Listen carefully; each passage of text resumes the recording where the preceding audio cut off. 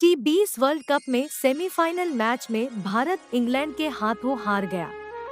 इस पर तमाम भारतीय क्रिकेट प्रेमी टीम को कोस रहे हैं और अपनी भड़ास निकाल रहे हैं।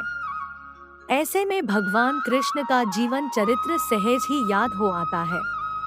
मथुरा की एक कैद में माता देवकी के गर्भ से जन्मे कृष्ण ने अपने आचरण से मानव जाति के सामने कई ऐसे उदाहरण रखे जो जीने की राह दिखाते हैं। ऐसा ही एक उदाहरण है उनके रणछोड़ बनने का।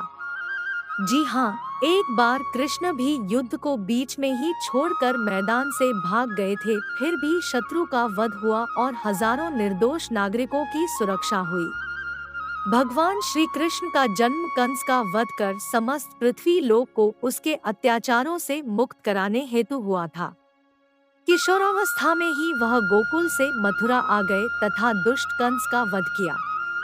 कंस की मृत्यु से दुखी उसके श्वशुर जरासंध ने एक विशाल सेना लेकर मथुरा पर आक्रमण कर दिया।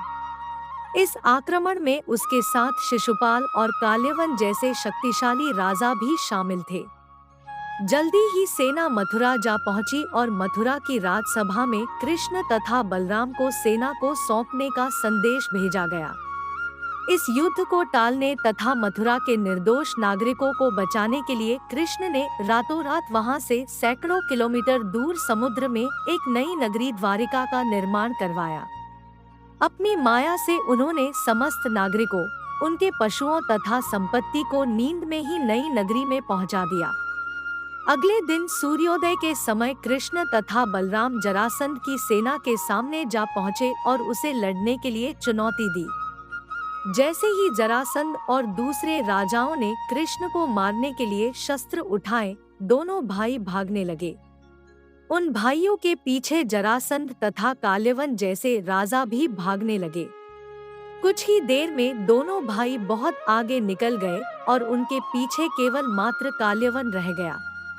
उसे देवताओं ने वरदान दिया था कि उसकी हत्या किसी अस्त्र या शस्त्र से नहीं होगी। ऐसे में वह निर्भीक था और लगातार कृष्ण का पीछा करते करते एक गुफा में जा पहुंचा। गुफा में राजा मुचुकुंद सो रहे थे, जिन्हें इंद्रदेव ने वरदान दिया था कि जो भी उन्हें उठाएगा वह उनके देखते ही जलकर भस्म हो जाएगा। वहां पहुंचकर कृष्ण ने सोए हुए मुचुकुंद पर अपना पीतांबर डाल दिया और स्वयं छिप गए। काल्यवन भी वहां जा पहुंचा और सोए हुए राजा मुचुकुंद पर पीतांबर देख उन्हें ही कृष्ण समझ बैठा। उसने मुचुकुंद को उठाने के लिए लात मारी, जिसके कारण उनकी निद्रा खुल गई और उनके देखते ही काल्यवन वहीं पर जलकर भस्म हो गया। तत्पश्चात कृष्ण ने राजा मुचुकुंद को अपने चतुर्भुज स्वरूप में दर्शन दिए और उन्हें मोक्ष पाने का वरदान दिया। वहीं दूसरी ओर जरासंध और बाकी राजा पूरी तरह से खाली मथुरा देखकर वापस लौट गए। युद्ध से भागकर कृष्ण ने रखा देवताओं के वरदान का मान।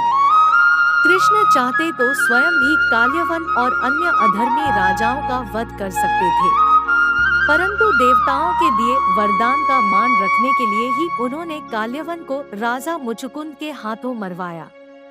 इसी तरह बाद में जरासंध का वध पांडु पुत्र भीम के हाथों करवाकर भूधरा का भार कम किया। इस तरह कृष्ण ने दिया दुनिया को उदाहरण। इस कहानी के बाद कृष्ण के नाम के साथ हमेशा के लिए रणछोड़ जोड़ दिया। कृष्ण की इस कहानी से सीख मिलती है कि अनावश्यक ताकत का प्रदर्शन नहीं कर बुद्धिबल से काम लेना चाहिए। इस तरह हम अपनी शक्ति को खर्च होने से रोक सकते हैं और बड़े से बड़े संकट का भी सामना कर सकते हैं।